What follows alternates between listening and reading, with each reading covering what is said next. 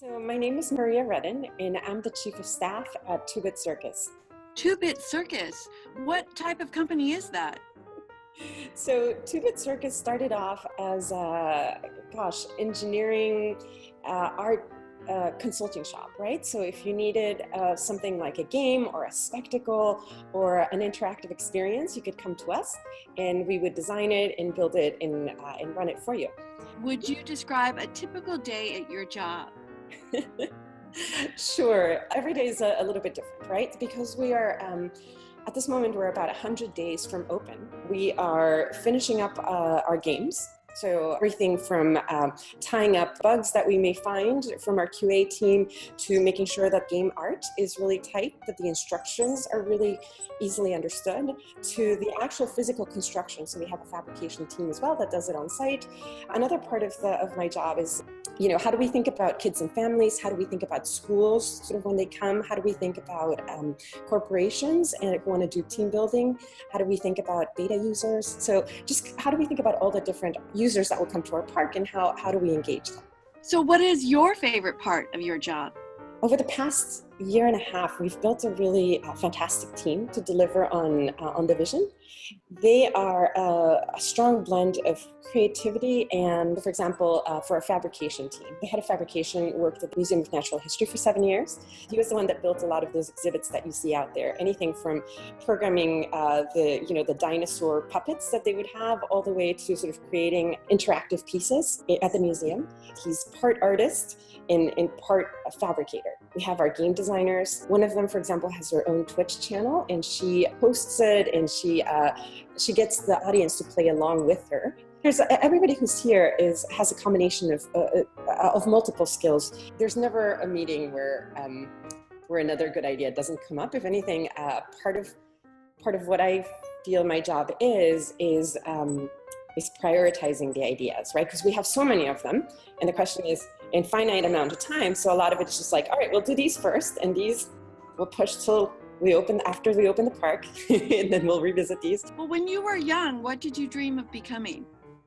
I still am to this day at my heart an engineer. I always wanted to be an engineer. My dad was one, and him and I would build a lot of things together.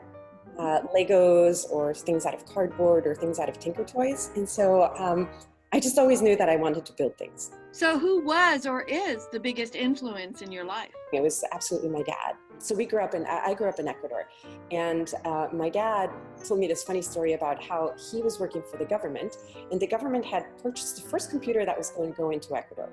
And so he told me that he had read the entire manual before he even saw the computer. And so this is a time when there were punch cards. So he actually made the punch cards for the computer to take in. My dad had like a stack of punch cards for something that he wanted it to do. So what are your most vivid childhood memories of school? I loved science when I was in school. I remember my science teacher. This is a silly example, but I remember my science teacher was talking about how cream turns into whipped cream and then ultimately butter. And so she had this glass jar with cream inside of it, and then she had put some marbles in it. She shook it, and eventually, she shook it so hard that the marbles actually sort of burst the glass container, and everything went sort of out.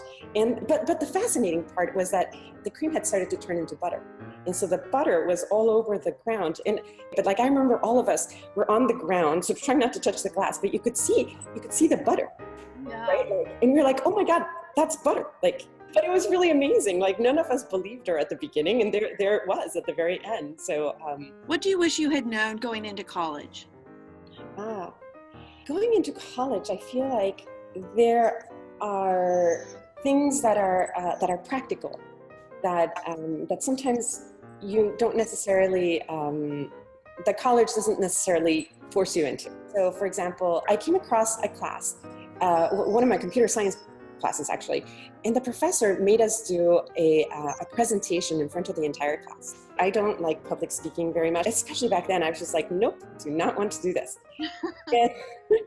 and our class is of 120 people, but we have to do this. And what the professor said is, he said, this is not for your engineering degree, because you will have to give presentations about your work many times in your career, and you need to be able to speak coherently about your work.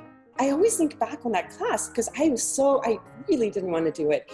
I ended up doing it. It wasn't as horrible as I thought it was going to be. And it was so useful to be able to just kind of do that little thing. And I remember thinking like, nope, I could do this before. I can probably do this again. Basically, how do you communicate with the rest of the planet who may not be as excited about this, about these topics as you may be, or as I was certainly. So what advice would you give students who think they might want to enter a STEM career?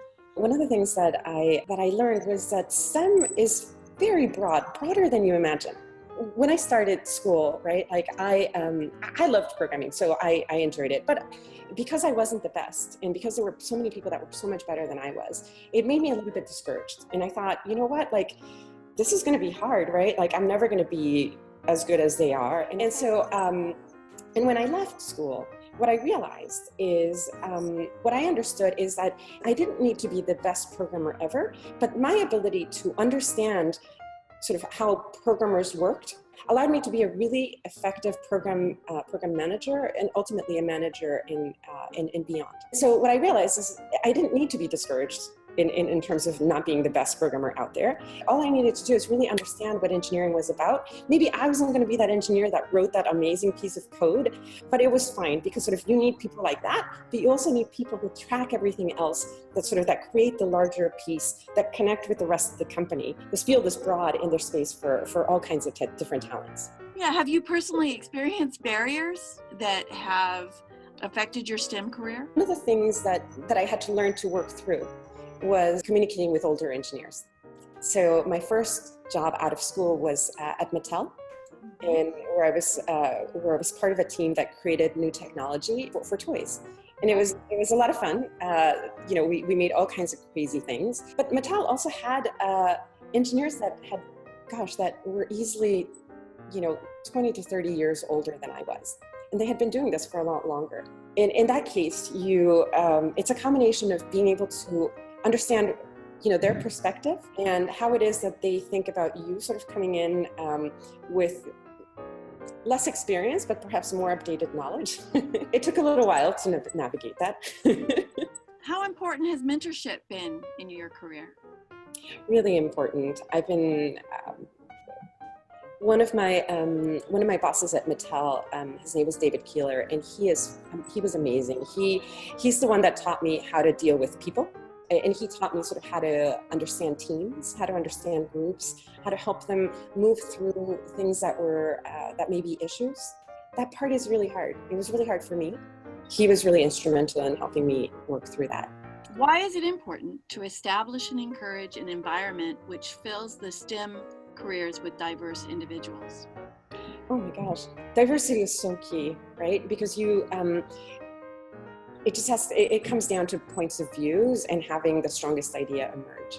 Like, the point of view comes from your lived experience, right? Like, so, I'm now a mom of a 7-year-old. And so my perspective is very different from designers here who, just got out of school. How do you bring all those different perspectives to bear on your product? Definitely. Also, culture is super important, right? As I mentioned, I come from Ecuador, so my culture is very much about family, and, the extended family is really important, right? Which is very different, often, certainly not at odds, but it's sometimes very different from like a mainstream American culture that tends to have more of an atomic family feel. Again, right? Like, it's about bringing all those perspectives to bear.